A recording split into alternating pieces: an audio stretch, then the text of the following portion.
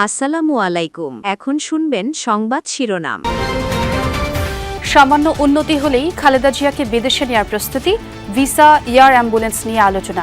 হাসপাতালে বিভিন্ন রাজনৈতিক নেতাদের ভিড়। আপনারা যার যার অবস্থানে থেকে যার যার ধর্ম অনুযায়ী মহান রাব্বুল আলামিন এর কাছে ওনার সুস্থতার জন্য আপনারা দোয়া করবেন। বিদেশে নেওয়ার জন্য যে প্রয়োজনীয় বিষয়গুলো রয়েছে, এয়ার অ্যাম্বুলেন্সের ব্যাপারগুলো নিয়ে যথেষ্ট আলোচনা হয়েছে। দেশে ফেরার একক নিয়ন্ত্রণ হাতে নেই, আক্ষেপ তারেক রহমানের। সরকারের তরফে কোনো বাধা নেই, জানালেন প্রেস সচিব। নিরাপত্তা হুমকি জড়িত ধারণা বিশ্লেষকের। মকে অংশ নেয়াদের বেশিরভাগই পড়েননি গণভোটের প্রশ্ন। সময়, কেন্দ্র, জনবল বাড়ানোর সিদ্ধান্ত নিতে কাজে লাগবে প্রতীকী নির্বাচন, বলে জেইসি। গণভোটের যে বিষয়গুলো, এটা আমাদের একটা প্রসারণের বিশাল অংশ জুড়ে থাকবে। আমার ভোটটা আমি যদি স্বাধীনতাভাবে না দিতে পারি তা তো হলো না। যে নির্বাচনটা হবে সেখানে আমার মতামতটা চেয়েছে এবং আমি আমার মতামতটা দিয়েছি।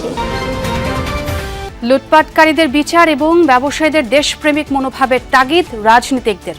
অর্থনৈতিক সম্মেলনে বিএনপি, জামাত, এনসিপি নেতাদের পরামর্শ। আসসালামু আলাইকুম। এতক্ষণ শুনছিলেন সংবাদ শিরোনাম, এখন শুনবেন বিস্তারিত। দর্শক, খালেদা জিয়ার শারীরিক অবস্থা এখনো অপরিবর্তিতই রয়েছে। সিসিইউতে নিবিড় পর্যবেক্ষণে চলছে তার চিকিৎসা।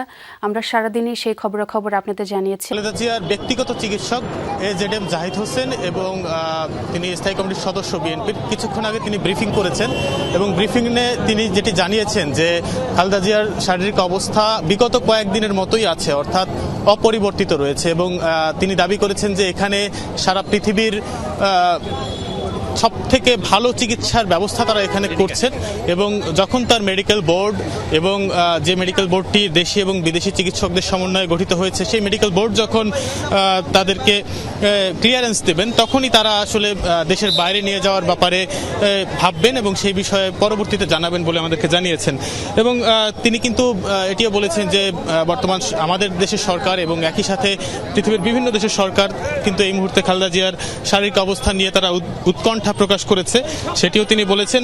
একই সাথে আপনি যে প্রশ্নটি করছিলেন যে বিএনপি যারা নেতাকর্মীরা রয়েছে তাদেরকে কিন্তু বিএনপির পক্ষ থেকে বারবারই অনুরোধ করা হয়েছে যাতে তারা এই জায়গায় এসে অবস্থান না করেন। কিন্তু আপনি দেখতেই পাচ্ছেন যে বিএনপির যারা নেতাকর্মীরা রয়েছে, বিভিন্ন অঙ্গ সংগঠনের নেতাকর্মীরা রয়েছে, একই সাথে অন্যান্য দলের যারা নেতারা রয়েছে তারাও কিন্তু হাসপাতালের সামনে ভিড় করছেন। আপনি প্ল্যাকার্ডের কথা বলছিলেন যে যাতে তারা এখানে অবস্থান না করে, সেই প্ল্যাকার্ড নিয়েও আসলে একটা বড় ভিড়ের এখানে তৈরি হয়েছে এবং দেখাই যাচ্ছে যে একটা বিশাল জনস্রোত কিন্তু এই মুহূর্তে হাসপাতালের সামনে রয়েছে, যেটি কিনা বিএনপির পক্ষ থেকে বারবার করে অনুরোধ করা হয়েছে। আমরা বিএনপির ঢাকা মহানগর দক্ষিণের সভাপতি আমিনুল ইসলামকে দেখেছি, তিনি বারবার করে বলছেন যে এখান থেকে সরে যেতে তার নেতাকর্মীদেরকে, কিন্তু তারা যে খুব একটা শুনছেন সেটি আসলে আমাদের কাছে মনে হচ্ছে না। একই সাথে খালেদা জিয়ার শারীরিক অবস্থার বিষয়ে যদি আবার একটু আসি, এজেডএম জাহিদ হোসেন তিনি কিন্তু জানিয়েছেন যে যখনই খালেদা জিয়া আরেকটু ভালো বোধ করবেন বা তার এই অবস্থার থেকে একটু উন্নতি হবে, তখনই তাকে দেশের বাইরে নিয়ে যাবে। মা খালেদা জিয়া গুরুতর অসুস্থ, তারপরও কেন দেশে ফিরছেন না বিএনপির ভারপ্রাপ্ত চেয়ারম্যান তারেক রহমান। সামাজিক মাধ্যমে এমন আলোচনার মধ্যে ফেসবুক পোস্টে তারেক রহমান নিজেই জানালেন দেশে ফেরার তীব্র আকাঙ্ক্ষা থাকলেও তা বাস্তবায়নে একক সিদ্ধান্ত গ্রহণের সুযোগ অবারিত ও একক নিয়ন্ত্রণাধীন নয়। এমন বিবৃতিতে নানা প্রশ্ন জন্মালেও কোনো ব্যাখ্যা দিতে রাজি হননি বিএনপি মহাসচিব। বাংলাদেশ থেকে লন্ডনের দূরত্ব প্রায় ৮,০০০ কিলোমিটার। এই যাত্রাপথ কয়েক ঘন্টার হলেও ভার্চুয়ালি মা খালেদা জিয়ার শয্যা পাশেই সন্তান তারেক রহমান। প্রত্যেক মুহূর্তে মেডিকেল বোর্ড থেকে চিকিৎসার যাবতীয় আয়োজনে নিবিড় যোগাযোগ বিএনপির ভারপ্রাপ্ত চেয়ারম্যানের। স্ত্রী ডাক্তার জুবাইদা রহমানও মেডিকেল বোর্ডের সদস্য। তবুও দেশে ফিরে মায়ের পাশে সশরীরে না থাকায় সামাজিক মাধ্যমে সমালোচনায় বিদ্ধ তারেক রহমান। সেই মতামতকে সম্মান জানিয়ে ফেসবুক পোস্টে মায়ের জন্য দোয়া চেয়ে নিজের অবস্থান ব্যাখ্যা করেছেন তিনি। সেখানে তিনি বলেন, এমন সংকটকালে মায়ের স্নেহ স্পর্শ পাবার তীব্র আকাঙ্ক্ষা যে কোনো সন্তানের মতো আমারও রয়েছে, কিন্তু অন্য আর সকলের মতো এটা বাস্তবায়নের ক্ষেত্রে আমার একক সিদ্ধান্ত গ্রহণের সুযোগ অবারিত ও একক নিয়ন্ত্রণাধীন নয়। স্পর্শকাতর এই বিষয়টি বিস্তারিত বর্ণনার অবকাশও সীমিত।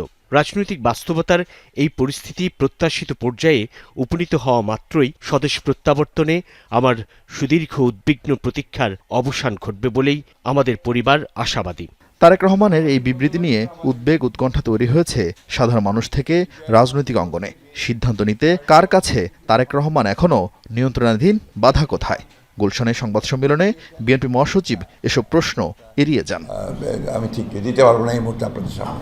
আমি কোনো বাধা দেখি বা দেখি না দেখি ইম্যাটেরিয়াল নাও। আমি আপনাদেরকে প্রথমে বলেছি যে উনি যে পোস্টটা দিয়েছেন এটাকে আপনারা ধরে নেন যে দিস ইজ দ্য পোস্ট, তার ভাষ্য এটা, আর তো কোনো ব্যাখ্যার প্রয়োজন নেই। গণভোট সম্পর্কে বিন্দুমাত্র ধারণা না নিয়েই হ্যাঁ না ভোট দিয়েছেন ভোটাররা। কেউ জানেন না কোন বিষয়ে গণভোট, কেউ পুরোটা পড়তে অনাগ্রহী, আবার কারো হ্যাঁ না ভোট নির্ভর করছে দলের সমর্থনের ওপর।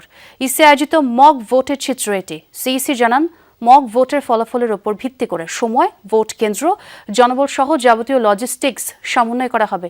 গণভোটের প্রচারণা বাড়াতে সরকার ও ইসি একসাথে কাজ করবে এবং নির্বাচনের সুষ্ঠু পরিবেশ নিশ্চিত করবে ইসি। জাতীয় সংসদ নির্বাচন এবং গণভোট একদিনে আয়োজনের কারণে আগেই চ্যালেঞ্জগুলো শনাক্ত করতে চাইছে নির্বাচন কমিশন। মক ভোটের ফলাফল বিশ্লেষণ করে কোথায় এবং কিভাবে সমন্বয় করতে হবে তা নির্ধারণ করবে ইসি। মক ভোটিং হলেও উৎসবমুখর ছিল পরিবেশ। নির্বাচনী পরিবেশ সুষ্ঠু রাখতে আইন শৃঙ্খলা রক্ষাকারী বাহিনীর উপস্থিতি ছিল চোখে পড়ার মতো। সকাল 8টা থেকে শুরু হয় ভোট গ্রহণ। ভোটার স্লিপ সংগ্রহের জন্য ভোট কেন্দ্র শেরেবাংলা সরকারি বালিকা উচ্চ বিদ্যালয়ের বাইরে 6টি বুথ স্থাপন করা হয়। নারী ও পুরুষদের জন্য পৃথক 4টি ভোট কক্ষ রাখা হয়েছিল। শুরুতে কম থাকলেও 10টার পর বাড়ে ভোটার। ত্রয়োদশ জাতীয় সংসদ নির্বাচনের প্রস্তুতি উপলক্ষে এই মক ভোটের আয়োজন করে কমিশন। ভোটার সংখ্যা 500 বিবেচনায় নিয়েই ছিল প্রস্তুতি।